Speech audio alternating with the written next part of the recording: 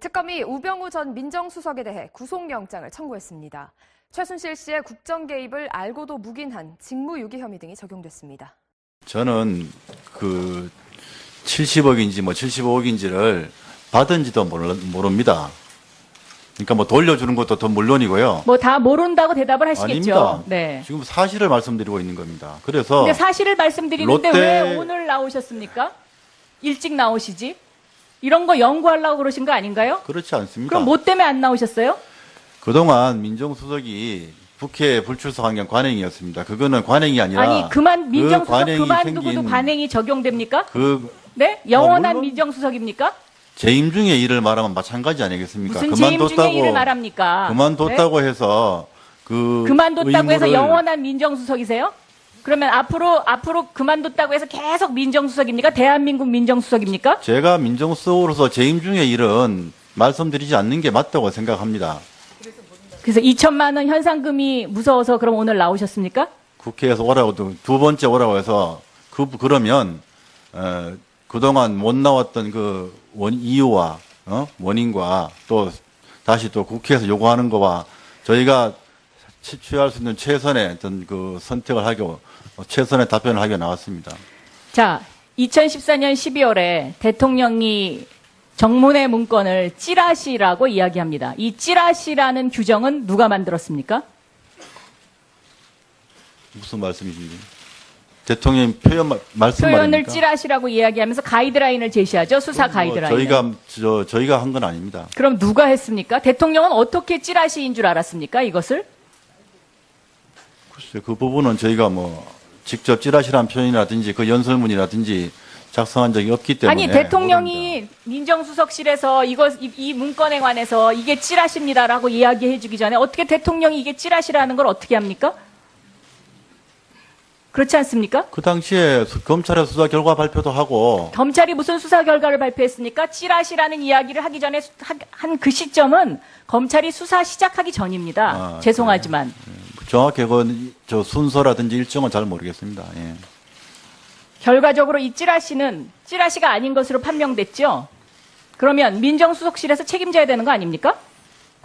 그리고 그 당시에 정윤회 문건 당시에 압수수색 들어가는 거 왜 막으셨죠? 압수수색 같은 거 막은 적 없습니다. 압수수색 들어가는 거를 직접 전화해서 막았다고 검사가 진술했습니다. 그렇지 않습니다. 그런 적 없습니다. 왜 막으셨죠? 압수수색 들어가는 정윤회 집 압수수색을 왜 막으셨습니까? 저는 검찰이 법과 원칙에 따라 수사했다고 생각합니다. 김주현 대검차장하고 평상시에 얼마나 자주 통화하십니까? 평상시에요? 네. 필요가 있으면 통화합니다. 또 대검차장 간 법무부 안대근 검찰국장과 평상시에 얼마나 자주 통화하셨습니까? 필요할 때만 통화합니다. 필요할 때마다 통화하죠. 그게 바로 증거입니다. 그 두 사람을 통해서 검찰은 김주현 차장, 법무부는 안대근 검찰국장을 김주현 차장도 통해서 대검차장 간 이후에는 거의 통화한 적이 없습니다. 법무부이기 때문에 필요사항 통화했습니다. 업무상. 통화했죠? 민정수석, 민정비서관이 해야 될 일이 뭡니까? 검찰에서 수사하는데 그거에 대해서 저희가 뭐 따로 법과 원칙 따라 하라는 외에 따로 달리 말할 게 뭐가 있겠습니까? 그러니까 민정수석이 대통령이 공정하게 법 집행하고 그리고 비선 실세라든지 또 잘못된 국정 운영이 개입되는 걸 막는 것이 민정수석의 역할이죠. 예. 그거 잘했다고 생각하세요? 지금 그 부분에 대해서 사전에 미리 알고 또 예방하고 조치를 취하고 했었더라면 하는 그런 아쉬움이 있습니다. 사전에 전혀 몰랐다는 거를 지금 말씀하시는 거예요? 사전에 모르고 몰랐기 때문에 막지 못해서 죄송하다는 것인지 사전에 모든 것을 알고 있음에도 불구하고 그것을 방치하고 어쩌면 은폐하고 그런 과정 속에서 비서관에서 수석되고 권력농단에 지금 실세가 돼버렸어요. 그렇지 않습니다.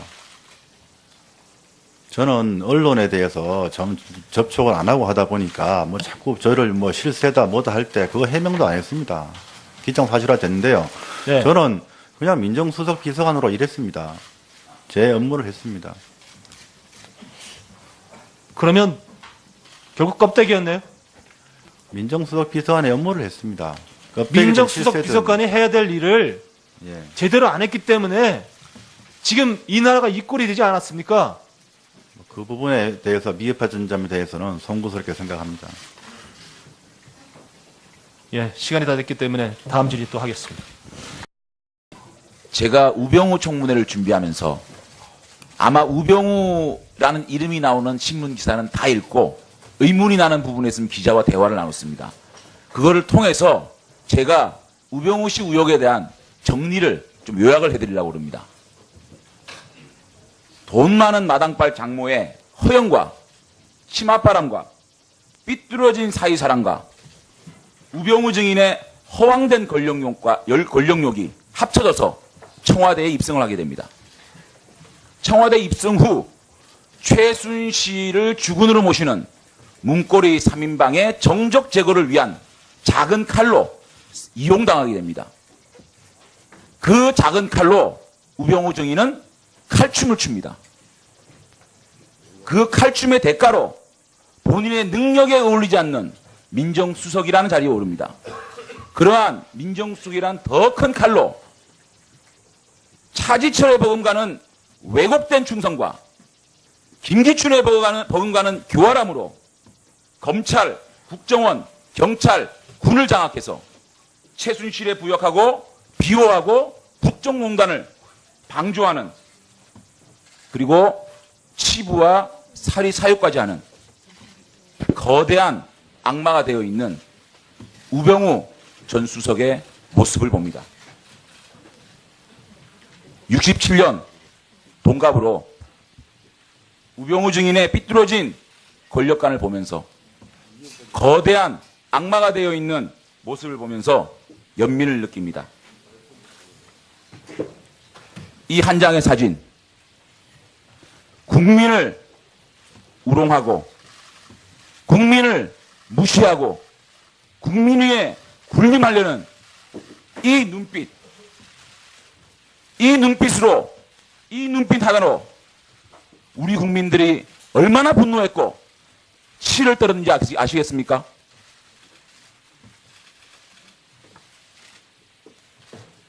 이 한 장의 사진입니다. 우병우 정인의 법 위에 군림하고 법치를 망가뜨리고 이 거만한 자세를 보십시오. 검찰에 소환된 사람은 팔짱을 끼고 있고 검찰들은 공손하게 웃음 짓고 있습니다.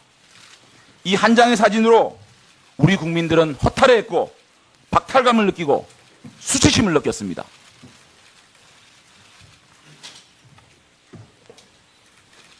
대한민국 경찰청장을 신하로 둔 우병우 씨의 모습입니다. 무소불위의 권력자 우병우를 나타내는 단적인 사진입니다. 위도 없고 아래도 없고 그 안락한 권력을 보고 우리 국민들은 급기야 슬프다 못해 당신이 부역한 청와대에 대해서 희화화되는 그러한 사진입니다. 이러한 모습을 통해서 우병우 씨는 최순실 부역자를 보호하고 충성된 방패막이 역할을 합니다. 자, 알자회에 대해서 아시죠? 예, 알자회. 예, 들어봤습니다. 육사 34기에서 43기까지. 알자회가 살아났다. 알자회가 세력화되고 있다. 박근혜 정부에서. 우병우와 안봉근이 다 봐주고 있다. 인정하기 어려우시죠? 그런 건 아닙니다. 조현천 기무사령관 잘 아시죠? 예, 알고 있습니다. 2016년 7월 군 인사에서 권모대령, 신모대령에 대해서 조현천 기무사령관에게 오다를 내리셔가지고 육군참모총장 장준규 씨에게 이 사람들 장성으로 진급하도록 그런 오다 내리신 적 있죠? 무슨 장성 진급 같은 그런 얘기는 한 적이 없습니다. 이와 유사한 얘기는 한 적이 있습니까? 아니, 통상적인 얘기, 업무상 얘기는 해도 뭐 군 인사를 누구를 승진을 시켜라고 제가 오늘 얘기하고 그런 드리는 건 말씀은 질문하는 거는 세 개의 라인에서 검증된 얘기입니다. 하나는 청와대, 하나는 국정원, 하나는 국방부 전 현직 관계자들입니다. 그렇지 않습니다. 권모 대령은 이름 아실 겁니다. 아시죠? 모릅니다. 권모 대령이 누굴 말씀하시는 뇌종양으로 전역사유에 해당하는 사람인데 신체 검사를 통해서 2주 전 합격 통보를 받고 장성으로 진급했습니다. 신모 대령은 제가 누구라고 얘기하면 깜짝 놀랄 만한 대한민국의 일종의 정치의 행정의 우두머리격인 분입니다. 박근혜 대통령과 매우 가깝습니다. 이 사람도 장성으로 진급해달라고 달려했는데 장성 진급이 되지 않았습니다. 그랬더니만 야단을 쳤습니다. 조현천 기무사령관이 육참총장에 얘기했습니다. 육군참모총장이 사과 전화까지 조현천 기무사령관에게 했다는 것이 제보의 내용입니다. 인정하기 어려우시죠? 전혀 모르는 얘기입니다. 오후 내내 할 겁니다. 예. 알자회가 살아났다. 본인이 인사검증을 통해서 추명호 국장과 국정원에 그리고 조현천 기무사령관으로부터 군내 인사정보를 받으면서 군 인사에 개입해서 이모영 한미연합사 부사령관, 조현천 기무사령관, 장경석, 조종설, 장경수 등의 알자회를 전면적으로 배치했다라는 이 증언에 대해서 인정하기 어려우시죠? 예, 전 뭐 그렇게 한 적 아까 없습니다. 특별감찰반장을 한 건 인정했습니다. 민정비서관으로. 김종민 변호사 아십니까? 예. 잘 아시죠? 차은택의 변호인입니다. 김종민 변호사가 11월 27일 날 공개 기자회견을 합니다. 물론 다음 날 말을 바꿨습니다. 바이러스가 들어간 거죠. 우병우 민정비서관이 비서관으로 들어가기 전에 김장자, 장모라고 합니다. 장모시죠. 최순실, 차은택, 고영태 등이 골프를 쳤다. 인정 못한다고 그랬습니다. 예. 김종민 변호사가 없는 얘기를 듣고서 차은택을 대신해서 할 사람입니까? 그 얘기는 김정민 변호사는 차은택 씨의 변호사이기 때문에 차은택 씨의 얘기를 전달을 한 걸로 알고요. 저는 차은택 씨를 모르기 때문에 제가 확인할 수 있는 바는 우리 장모님밖에 없습니다. 장모님한테 아니라고 그럽니까? 예. 그럼 장모님 대신 부인이신 이모십니까? 그 골프장에, 그 골프 회동에. 아닙니다. 저희 집사람 아닙니까? 아닙니다. 예. 추명은 알자회 출신입니다. 육사 41기 중2 때 국정원으로 갑니다. 알고 계시죠? 뭐 추명호는 압니다. 예. 국장은 아는데 국정원은 뭐 활동국 8국입니다. 우리나라 최대의 정보 수집 네. 부서입니다.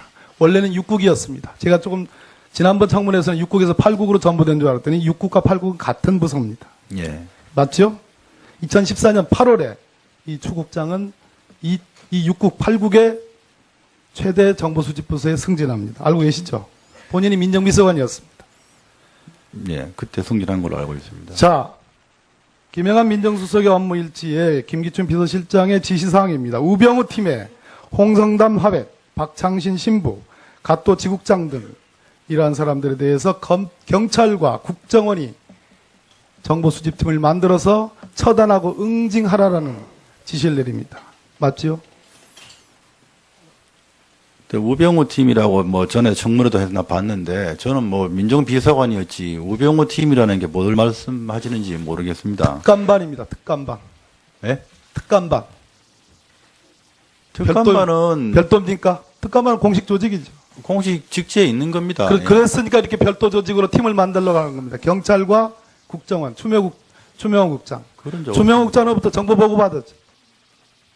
받으셨죠? 추명호 국장으로부터 받은 게 아니라 국정원으로부터 받았습니다. 그럼 국정원으로부터 받았다면 그 정보는 추명호 8국장이 수집 분석한 그런 정보라고 보면 되겠습니까? 그것도 포함되어 있습니다. 예. 해경 서버 압색을 방해한 의혹을 받고 있습니다. 그러면 우리 변찬우, 이두식 이런 사람들이 지금 거짓 증언을 한다는 얘기입니까? 아니 그분들이 뭔 말씀하신지는 모르겠어요. 왜 민감한 부분에 대해서 압색을 방해했느냐, 직권남용으로 방해했느냐, 바로 여기에 청와대와 BH의 위기상황실 반장과 해경상황실장 간에 움직일래 움직일 수 없는 교신이 있기 때문입니다. 대통령이 10시 30분에 특공대 투입하라는 건 거짓, 해경청장에게 지시했다는 건 거짓, 그러한 정황들이 여기에 고스란히 담겨져 있기 때문에 보는. 국민의당 김경진 의원 신문해 주십시오. 우병우 주인 식사하셨습니까? 예. 예. 차분히 하나씩 물어보십시다. 예. 지금 김장자 씨가 장모시죠. 예, 증인으로 채택된 거 알고 있죠, 우병우 증인은. 예, 알고 있습니다. 왜 김장자 씨는 안 나오신답니까? 본인이 건강이 안 좋고 또 그다음에 청력이 매우 나쁘기 때문에 사실을 한쪽이 귀에 바짝 대고 큰 소리를 얘기해 들을 수 있는 그런 상황입니다. 본인이 그런 상황을 공개석상에 보이고 싶어 하지 않는 것 같습니다. 그러면 지금 김장자 증인은 어디 계십니까? 물리적으로 어디에 위치하고 계십니까? 집에 있을 걸로 합니다. 집이 어디입니까? 그 논현동에 있습니다. 논현동에 있는 아파트입니까? 빌라입니다. 빌라 안에 지금 김장자 증인 그대로 계십니까? 예, 지금이라도 나오라고 권유하실 생각은 없으십니까? 본인이 판단하실 문제라고 생각합니다. 네, 알겠습니다. 제 입장이 그렇다는 말씀입니다. 네, 박 대통령 독대를 그러면 한 달에 한 몇 번 정도 했습니까? 평균적으로? 횟수를 밝히기 곤란하다고 말씀을 드렸습니다. 영업 비밀입니까? 국민들이 그걸 알고 싶어 하는데요. 뭐 절대로 말씀해 줄 수 없나요? 의원님이 생각하듯이 그렇게 자주는 아닙니다. 예. 일주일에 한 번씩은 만났죠. 더 이상 말씀드리지 않겠습니다. 그 부분은. 예. 이게 그렇게 필사적으로 답을 못할 만큼의 기밀사항입니까? 왜 그걸 답을 못하죠? 저는 그게 비서라는 공직자로의 본분이라고 생각을 합니다. 만날 때는 누굴 통해서 만났습니까? 독대할 때? 뭐 저기 누구 그 주변에서 관저나 뭐 부속 비서관실이나 주변에서 오라고 하면 갔습니다. 정호성 비서관입니까? 의원님 그거 더 이상 밝히고 싶지 않습니다. 그럼 여기 뭐하러 나왔어요? 집에 가세요. 공직자로서의 또다시 도망 다니세요. 지켜야 될 본분이라고 현상금도 걸 생각합니다. 테니까 여기 뭐하러 나와 계셔요? 매주 일요일 날 저녁에 최순실이가 청와대 들어온 건 알고 계셨어요? 모릅니다. 아니 민주수석이 아는 게 뭐예요? 민정수석이 대통령 일정에 관해서는 공식 일정을 아는 겁니다. 비공식 일정이나 이런 거는 뭐 저희가 확인하거나 하지 않습니다. 문고리 3인방과는 얼마큼 자주 회동했어요? 그냥 직장 동료로서 뭐 업무상 보고 그랬습니다. 그 미팅을 일주일에 몇 번씩 했습니까? 예? 미팅을 그런 일주일에 몇 식으로 번씩 뭐 했어요? 일주일에 몇 번씩이든지 이렇게 정기적으로 본 적이 아니고요. 수시로 업무상 만났습니까? 필요하면 전화하고 뭐 그렇게 했습니다. 안종범이가 정경영 통해서 이 재단 돈을 모금한 사실은 알고 계셨습니까? 그 당시로서는 전혀 몰랐습니다. 아니 도대체 민정수석이 그럼 뭘 한 겁니까? 그 부분이 이 사건에 관해서 아니 이런 거를 조사하고 이런 걸 감시하라고 민정수석이 있는 거 아닙니까? 그 부분에 관해서 지금 이 사건에 관해서 제가 그러니까 관여도 안 하고 조사도 못한 부분이 제가 미흡하다고 여러 번 말씀을 드렸습니다. 그 인정을 합니까? 그걸 지금 제대로 조사했고 했으면 예방을 됐으면 좋겠다고 여러 번 그 말씀드렸습니다. 직무유기를 한 거 인정을 하시냐고요? 미흡하게 했다는 말씀을 드립니다. 그 부분은 미흡하다고 그래서 송구스럽다고 말씀을 드립니다. 현기한 정무수석은 왜 감찰하지 않았어요? 예? 현기한 정무수석은 왜 감찰하지 않았어요? 구속까지 됐는데. 그거는 나중에 강제 수사를 통해서 나타난 일이지. 그 당시에는 그런 그러니까 정무수석이 한 일이 없는 거예요. 예? 정무수석이 한 일이 이제 민정수석이 한 일이 없는 거예요. 저는 직무유기로 특검에 즉시 특검이 구속수사를 해야 된다고 봅니다. 그리고 저 정인의 태도를 봐가지고 끊임없는 증거 인멸과 말 맞추기 하고 있는데